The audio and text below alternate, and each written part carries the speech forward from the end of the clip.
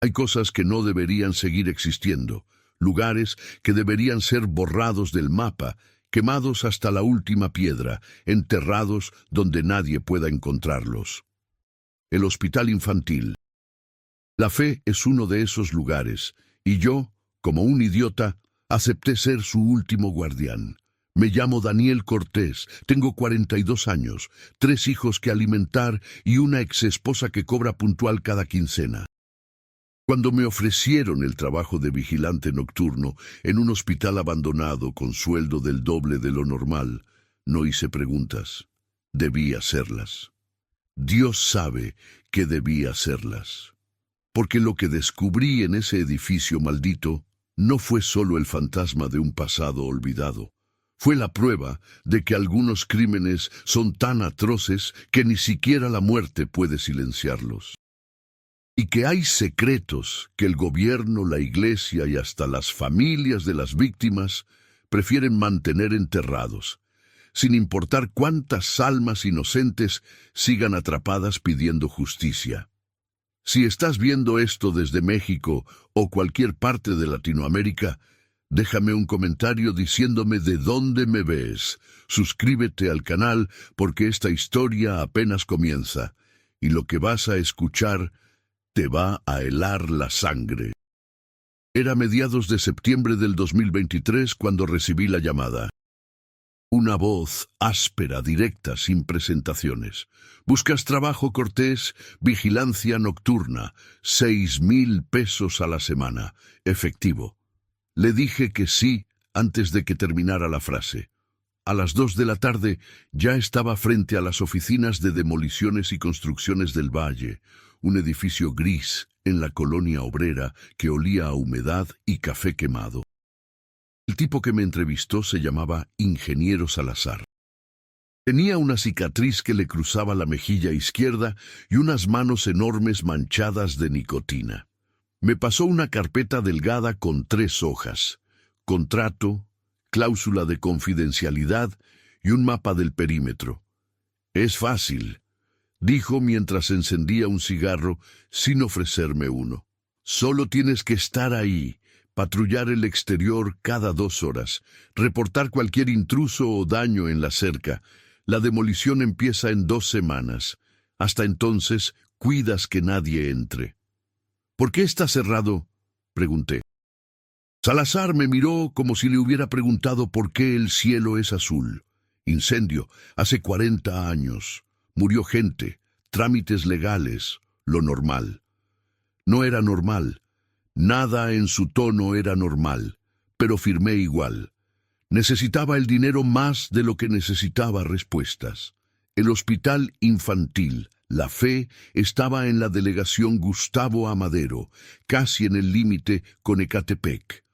Una zona donde las calles se vuelven más oscuras, los perros callejeros más flacos y las miradas más desconfiadas. El edificio era una mole de concreto de 3 pisos, con ventanas tapiadas con ladrillos y una cerca de malla ciclónica oxidada que lo rodeaba completamente. La pintura verde pálido se descascaraba en placas enormes, dejando ver el cemento gris y manchado de humedad.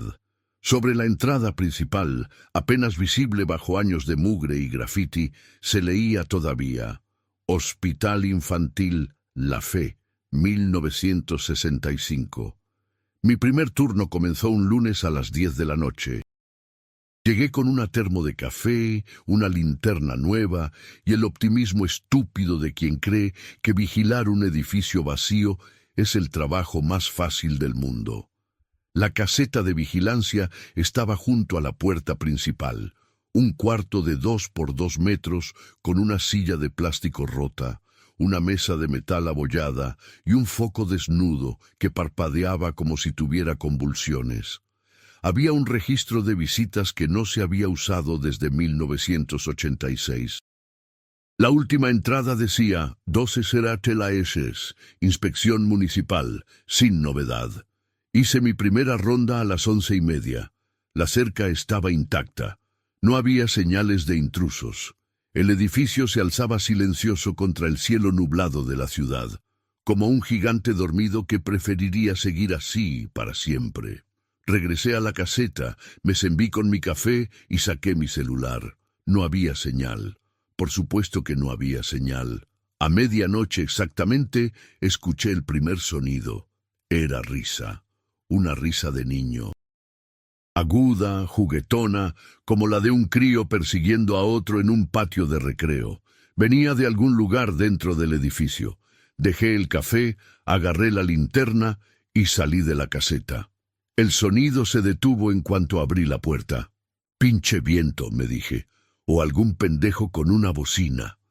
Pero no había viento, y la noche estaba tan silenciosa que podía escuchar el zumbido de los cables de alta tensión a 2 cuadras de distancia. Volví a la caseta. A las 2 de la madrugada, las risas regresaron. Esta vez eran varias, 3, tal vez 4 voces infantiles, y no solo risas, también pasos pequeños, rápidos, corriendo por pisos de linóleo. Tap, tap, tap, tap, tap, como zapatitos de goma golpeando el suelo. Me levanté de nuevo, más molesto que asustado. «¡Oigan! ¡Está prohibido entrar!», grité hacia el edificio. Las risas se detuvieron, pero entonces escuché otra cosa, algo que me congeló la sangre. Era el chirrido de ruedas oxidadas rodando lentamente, como las de un carrito de Soro. Y venía del segundo piso. Esa primera noche no dormí. Me quedé en la caseta con la puerta cerrada, la linterna encendida y los oídos tan abiertos que escuchaba hasta los latidos de mi propio corazón. A las 5 de la mañana, cuando el cielo empezó a aclararse, los sonidos cesaron por completo. Hice mi última ronda, reporté sin novedad en el registro que nadie leería y me fui a casa jurándome que solo había sido mi imaginación. La segunda noche fue peor. Llegué preparado. Traje una radio portátil, más café y una actitud de «a mí no me asustan pendejadas». Hice mi ronda de las 11 sin problemas. A medianoche el edificio seguía en silencio. Empecé a relajarme. Tal vez la noche anterior había sido solo una coincidencia. Gatos callejeros, el viento, mi cerebro cansado inventando cosas. Entonces, a la 1:30 de la madrugada, todas las ventanas del segundo piso se iluminaron al mismo tiempo. No fue un resplandor brillante. Era una luz amarillenta, pálida, como la de focos de bajo voltaje, y parpadeaba 1, 2, 3 veces. Luego se apagó. Salí corriendo de la caseta. «Esto es propiedad privada. Voy a llamar a la policía». Mentira, no tenía señal. Pero necesitaba gritar algo. Las luces no volvieron a encenderse, pero mientras estaba ahí parado, mirando hacia arriba con mi linterna inútil en la mano, escuché la voz. Era una mujer. Cantaba. Una canción de cuna que mi propia madre me cantaba cuando era niño. «A la rurru niño, a la rurru ya, duérmete mi niño, duérmete ya». La voz venía de algún lugar del primer piso, suave, dulce, pero con un eco extraño, como si estuviera cantando en un cuarto vacío. Y entonces escuché a los niños. No risas esta vez.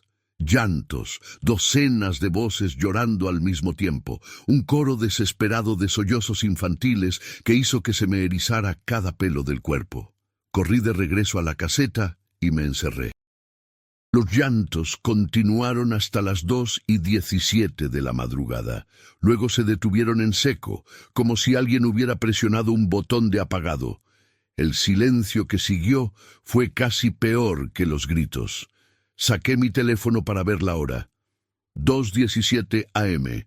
Miré el reloj de pared de la caseta, uno viejo con la marca de una farmacia desaparecida. También marcaba las 2:17. Revisé mi reloj de pulsera. 2:17. «Que se jodan todos», murmuré. Iba a renunciar en la mañana. El dinero no valía la pena si me iba a volver loco.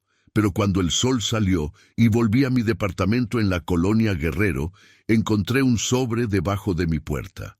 Dentro había 6,000 pesos en efectivo y una nota escrita a mano. «Excelente trabajo. Continúa así. bonus por buen desempeño.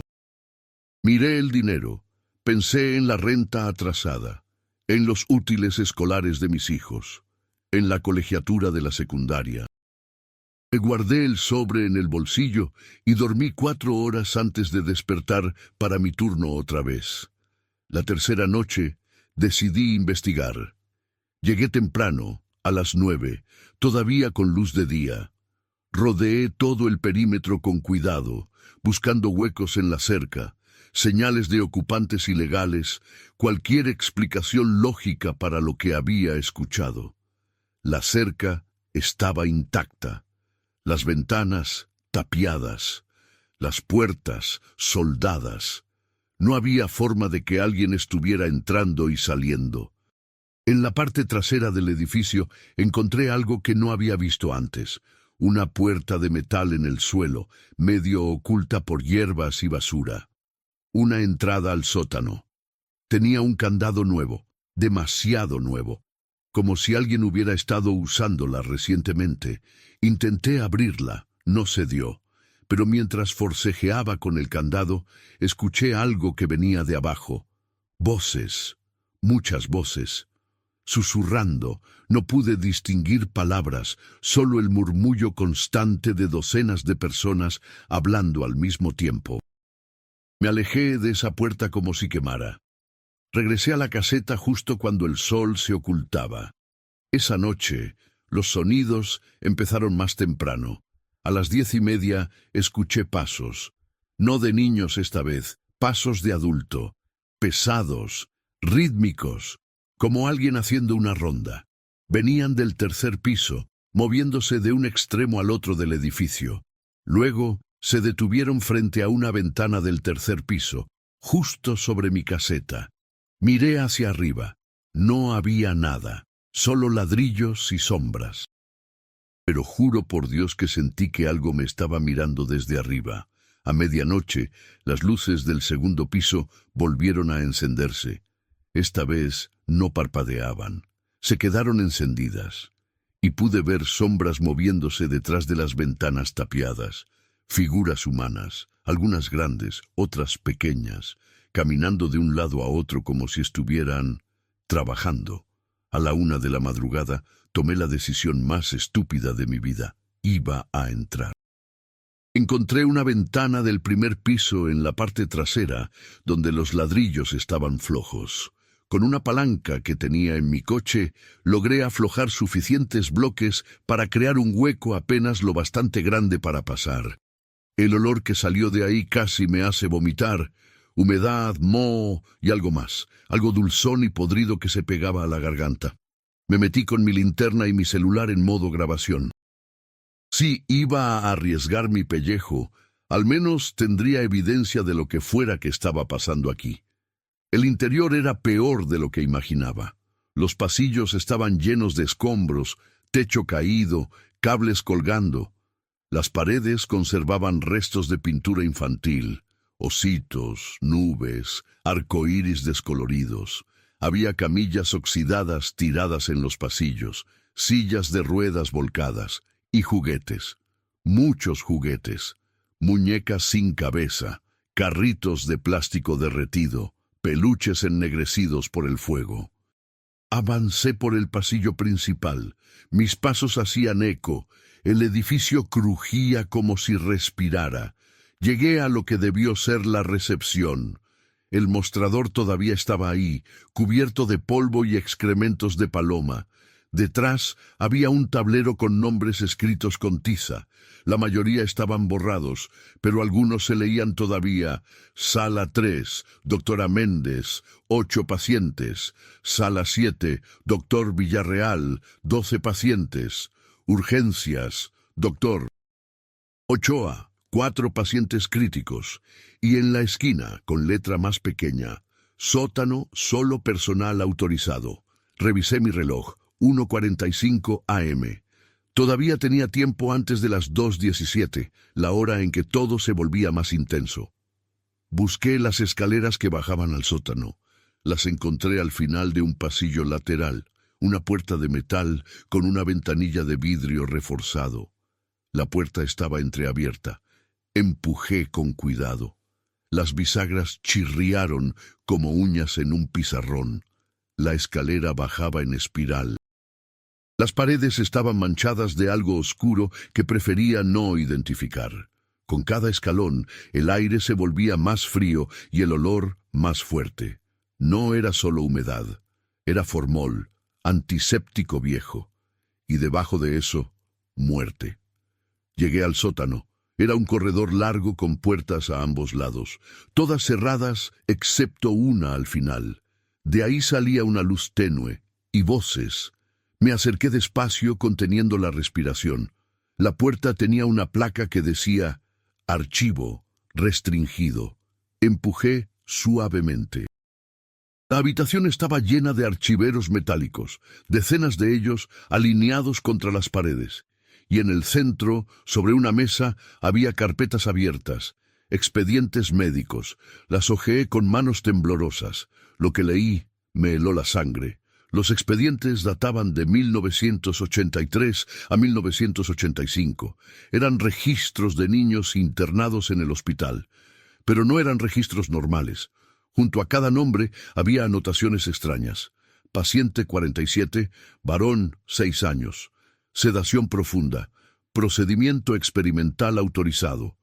Dosis 150 miligramos fenobarbital. Resultado favorable. Transferir a sala especial. Paciente 89, hembra 4 años. Protocolo B aplicado. Resistencia mínima. Dosis incrementada. Resultado decesor transferido. Paciente 134, varón 8 años. Familia sin recursos. Consentimiento verbal obtenido. Procedimiento completado, archivado. Había docenas, cientos, todos con la misma estructura. Niños pobres, niños sin familia, niños cuyos padres firmaban papeles que probablemente no entendían. Al final de cada expediente había una nota escrita a mano en tinta roja. Programa eliminado tras incidente del 15/09/1985. Todos los registros deben ser destruidos. Dr. E. Salazar. Salazar, el mismo apellido del ingeniero que me contrató. Entonces encontré el informe del incendio, no la versión oficial, el informe real, el que nunca salió en los periódicos. 15 de septiembre de 1985, 02, 17:00, incendio reportado en segundo piso, sala de recuperación especial. Origen desconocido. Temperatura alcanzó 803 grados en 5 minutos. Sistema de rociadores desactivado para procedimientos especiales. Acceso a sala bloqueado según protocolo. Víctimas confirmadas. 47 pacientes pediátricos. Edades entre 3 y 12 años. Personal médico presente, 0. Sobrevivientes, 12 pacientes encontrados en el sótano 3 días después. Estado crítico. Inhalación severa de humo, quemaduras de tercer grado, deshidratación extrema. Decisión del comité. Dada la naturaleza sensible de los procedimientos en curso y las implicaciones legales, se recomienda que los sobrevivientes sean declarados fallecidos junto con las víctimas confirmadas. Certificados de defunción emitidos. Cuerpos serán cremados junto con restos de víctimas identificadas. Registros hospitalarios clasificados. Investigación cerrada. Causa oficial. Cortocircuito. Negligencia menor. Caso cerrado. Leí esas palabras 3 veces. 4. No podía procesar lo que significaban. Habían dejado morir a 12 niños, a propósito, para ocultar lo que sea que estuvieran haciendo aquí. Entonces escuché los pasos, no arriba, aquí abajo, en el corredor, acercándose a la puerta. Apagué mi linterna y me agaché detrás de uno de los archiveros. Los pasos se detuvieron frente a la puerta. La luz del pasillo proyectó una sombra en el marco, una sombra alta, de un hombre con bata larga. «Hola», dije con voz temblorosa. «¿Hay alguien ahí?» La sombra no se movió, pero escuché una voz, ronca, cansada, triste. «No deberías estar aquí. Todavía no es hora». «¿Hora de qué?». Pregunté, mi voz subiendo de tono. ¿Quién eres? Soy el doctor Villarreal, o lo que queda de él. Y necesitas irte, ahora, antes de las 2:17. Miré mi reloj, 2:10 AM. ¿Qué pasa a las 2:17? El hospital recuerda, y cuando recuerda, repite, una y otra vez. Esa noche, ese fuego, esas muertes. Si estás aquí cuando comience, te vas a quedar atrapado en el ciclo. Como nosotros. Nosotros. La sombra se movió, y entonces vi su rostro, o lo que debía ser su rostro. Era una mancha borrosa, como una fotografía movida. Podía distinguir la forma de una cabeza, los huecos de los ojos, una boca abierta en un grito silencioso. Pero no había detalles, solo dolor congelado en el tiempo. «Corre», susurró la figura. «Corre y no vuelvas. Si vuelves, vas a ver. Y una vez que veas, no podrás olvidar». Corrí. Subí esas escaleras como si el diablo me persiguiera. Atravesé los pasillos esquivando escombros, tropezando con cables, golpeándome contra paredes. Llegué a la ventana por donde había entrado justo cuando mi reloj marcó las 2:16. Salí y corrí hacia la caseta. Justo cuando crucé el umbral, todas las luces del hospital se encendieron al mismo tiempo. No parpadeos, no luces débiles, resplandor completo, como si el edificio hubiera vuelto a la vida, y con las luces llegaron los sonidos, gritos, docenas de niños gritando, no de miedo, de dolor.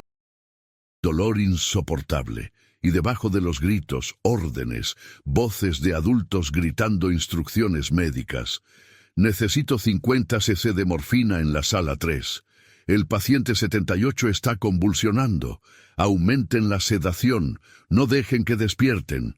Y entonces el olor. Humo, plástico quemado, carne quemada. Me tapé la nariz con la camisa y miré hacia el edificio. En cada ventana del segundo piso podía ver siluetas, figuras pequeñas golpeando los vidrios, manos diminutas presionando contra el cristal, bocas abiertas en gritos silenciosos, y en el tercer piso, figuras adultas mirando hacia abajo, observando, sin moverse, sin ayudar. Duró exactamente 3 minutos. Luego, a las 2:20, todo se apagó. Las luces, los sonidos, el olor, como si alguien hubiera presionado un interruptor. El hospital volvió a ser una ruina silenciosa y muerta. Me quedé en la caseta el resto de la noche, con la puerta cerrada con llave, todas las luces encendidas y mi teléfono en la mano, aunque no tuviera señal. No dormí. No podía.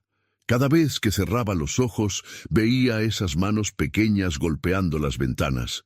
A las 6 de la mañana, cuando el turno terminó oficialmente, salí corriendo a mi coche. Pero antes de irme, vi algo que no había notado antes. En el tercer piso, en la ventana central, alguien había escrito algo en el polvo desde adentro. Tuve que entrecerrar los ojos para leerlo. «Ayúdanos». No volví durante 3 días. Llamé al ingeniero Salazar y le dije que tenía gripe. Me ofreció pagarme el doble si regresaba. Le colgué. Luego me llamó de otro número y otro. El cuarto día apareció en mi departamento. «Necesito que vuelvas», dijo parado en mi puerta. No amenazante, solo cansado, como un hombre que carga con algo muy pesado desde hace mucho tiempo. «No puedo», le dije. «Ese lugar, hay algo mal ahí». «Lo sé», respondió, y la forma en que lo dijo me hizo invitarlo a pasar. Se sentó en mi sillón desgastado y sacó una cajetilla de cigarros. Le permití fumar, aunque en mi casa está prohibido. Necesitaba escuchar lo que tenía que decir. «Mi padre era el doctor Eugenio Salazar», comenzó, «director del Hospital Infantil La Fe, de 1980 a 1985. Murió en 1987. Cáncer de pulmón», dijeron los doctores. «Pero yo sé que fue otra cosa. Fue la culpa». Encendió su cigarro con manos temblorosas. «Mi padre era un buen hombre, o eso creía. Cuando yo era niño, lo veía salvar vidas. Dedicar horas interminables a esos niños pobres que nadie más quería atender. Pero algo cambió en 1982. Empezó a llegar tarde a casa, más callado, más nervioso. ¿Qué pasó en 1982? Pregunté. Llegó el financiamiento. Una farmacéutica extranjera ofreció millones de pesos para hacer estudios clínicos avanzados en población pediátrica vulnerable, pruebas de nuevos sedantes, analgésicos, anestésicos, protocolos experimentales que nunca serían aprobados en países desarrollados. Mi padre dijo que no al principio, pero le recordaron que el hospital estaba quebrado, que sin ese dinero cerraría en 6 meses, que miles de niños se quedarían sin atención médica. Salazar dejó caer ceniza en el piso. No le dije nada. Así que aceptó. Pequeñas pruebas al principio, niños cuyos padres firmaban consentimientos que no entendían. Dosis un poco más altas de lo normal. Nada mortal, se decía mi padre. Solo investigación. Pero las dosis siguieron subiendo. Los efectos secundarios se hicieron más severos, y los investigadores extranjeros querían más datos, más pruebas, más pacientes. ¿Y el incendio? Pregunté, aunque ya sabía la respuesta. No fue un accidente, dijo Salazar, mirando el humo de su cigarro.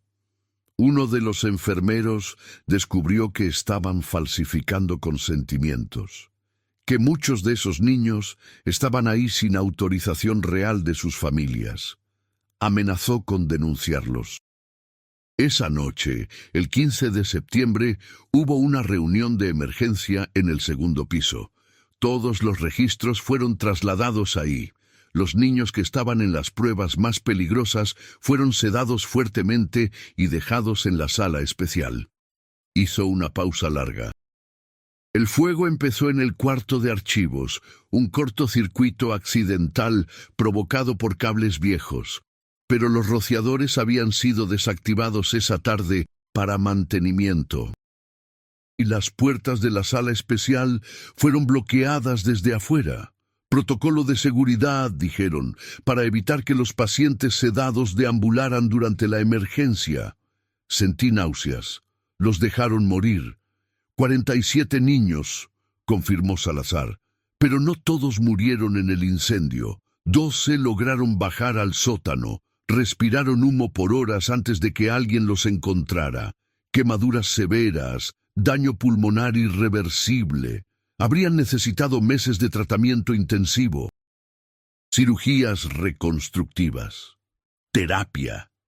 Y cada uno de esos niños habría sido evidencia viviente de lo que estaba pasando en ese hospital.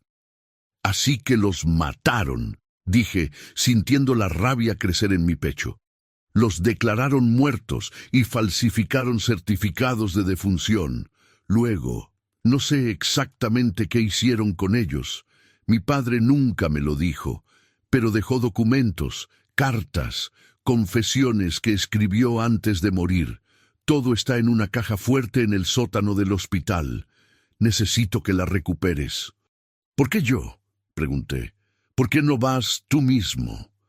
Salazar me miró con ojos vacíos. Porque yo no puedo entrar. Lo intenté hace 5 años. En cuanto crucé la cerca, algo me detuvo. Una fuerza física, como un muro invisible. Y escuché su voz, la voz de mi padre, diciéndome que yo no era bienvenido, que yo llevaba su sangre y su culpa. Pero tú eres un extraño, no eres parte de esto. Tal vez ellos te dejen llegar. ¿Ellos? Los niños, los doctores, las enfermeras. Todos los que murieron esa noche o después. El hospital está atrapado repitiéndola eternamente, pero si alguien puede romper el ciclo, si alguien puede exponer la verdad, tal vez puedan descansar. Me levanté y caminé hacia la ventana. El sol brillaba afuera. Madres llevaban a sus hijos a la escuela. Vendedores ambulantes gritaban ofertas. El mundo seguía girando, ajeno al horror que se ocultaba en ese edificio abandonado. ¿Cuánto?, pregunté sin voltear. 20.000 pesos, respondió Salazar. Y todos los documentos que encuentres, para que el mundo sepa lo que pasó. Acepté, no por el dinero, sino porque esos niños merecían que alguien los ayudara, aunque fuera 40 años tarde. Volví esa noche con equipo mejor, linterna frontal, palanca, cortafríos, guantes. Llegué a las 10 y fui directo al sótano. No tenía tiempo que perder. Necesitaba encontrar esa caja fuerte y salir antes de las 2:17. El corredor del sótano estaba más frío que antes. Mi aliento se condensaba en nubes blancas. Las puertas que antes estaban cerradas ahora estaban entreabiertas, como si algo me estuviera invitando a explorar. Encontré la sala de archivos. Los expedientes seguían ahí, intactos. Busqué la caja fuerte.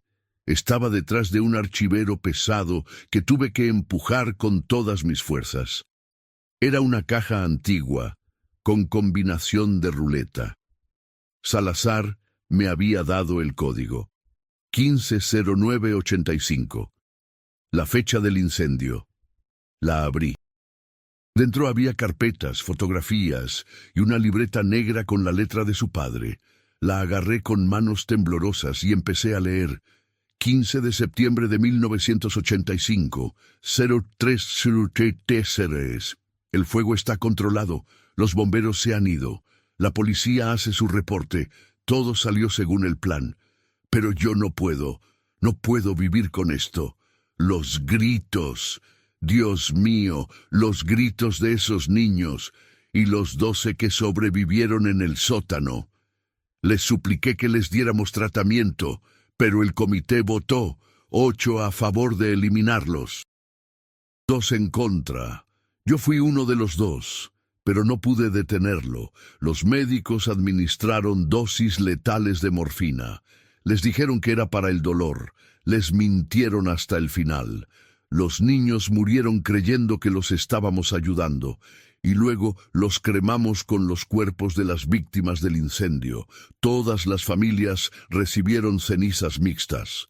Nadie sabrá nunca quién es quién. Esto me va a perseguir hasta el día de mi muerte. Y más allá, si Dios existe y hay justicia en el universo.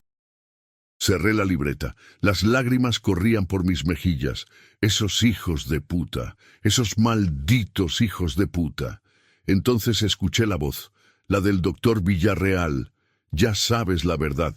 Ahora tienes que decidir qué harás con ella. Me volteé.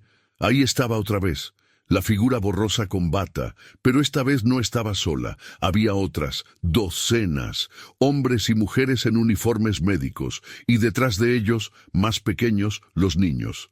No eran aterradores, eran tristes. Figuras transparentes de niños con ropa de hospital quemada. Algunos tenían vendas, otros quemaduras visibles, pero todos me miraban con la misma expresión, esperanza. ¿Qué quieren que haga?, pregunté. Cuéntalo, dijo Villarreal. Cuéntale al mundo lo que nos hicieron. No dejes que nos olviden, no dejes que esto se repita. Miré mi reloj. 2:15 a.m., 2 minutos para el ciclo. Voy a hacerlo, prometí. Voy a contar todo, pero necesito salir de aquí. Vete, dijo una voz infantil. Una niña pequeña con trenzas quemadas. Vete y recuérdanos, por favor. Corrí, subí las escaleras con la caja fuerte bajo el brazo. El edificio empezó a crujir. Las luces comenzaron a parpadear. Escuché el reloj en algún lugar marcando las campanadas. 2:16:50. 2:16:55. Llegué a la ventana de salida justo cuando el reloj marcó las 2:17. Detrás de mí, el edificio explotó en luz y sonido. Los gritos, el fuego, el horror de esa noche repitiéndose una vez más. Pero esta vez, al salir, escuché algo diferente. No solo gritos, también palabras, nombres. Los niños estaban diciendo sus nombres, como si quisieran asegurarse de que alguien los recordara. Miguel Ángel Torres, Daniela Ruiz, José Luis Mendoza, Carmen Vega. Corrí a mi coche con esos nombres resonando en mis oídos y juré que los repetiría hasta que todo México los conociera. Si llegaste hasta aquí, te agradezco de corazón que hayas escuchado esta historia. Si te impactó tanto como a mí contarla, compártela con alguien. Estas verdades necesitan ser conocidas. 2 semanas después, la demolición del Hospital Infantil La Fe fue cancelada indefinidamente. Las autoridades citaron irregularidades en los permisos y necesidad de investigación histórica. Pero yo sé la verdad. El ingeniero Salazar filtró los documentos que encontré a 3 periódicos importantes y a organizaciones de derechos humanos. La historia explotó. Familias que habían perdido hijos en ese hospital hace 40 años finalmente tuvieron respuestas. No las que querían, pero respuestas al fin. Se abrieron investigaciones, se exhumaron registros, y aunque los responsables principales están muertos, sus nombres ahora están manchados para siempre. El hospital sigue ahí, vacío, esperando. Pero las luces ya no se encienden a las 2:17. Los gritos cesaron. Es como si, al ser recordados, al ser reconocidos, esos niños finalmente pudieran descansar. A veces manejo por ahí en la noche y juro que puedo ver pequeñas siluetas en las ventanas, pero ya no golpean el cristal, solo observan, esperando a que el mundo nunca olvide lo que les hicieron, porque algunos crímenes son tan atroces que ni siquiera la muerte puede borrarlos, y algunos fantasmas no descansan hasta que la verdad sale a la luz. Yo soy Daniel Cortés, y esta es mi historia, la historia del Hospital Infantil La Fe. Y de los 59 niños que murieron no por un accidente, sino por la codicia y el silencio de quienes juraron protegerlos, que sus nombres nunca sean olvidados.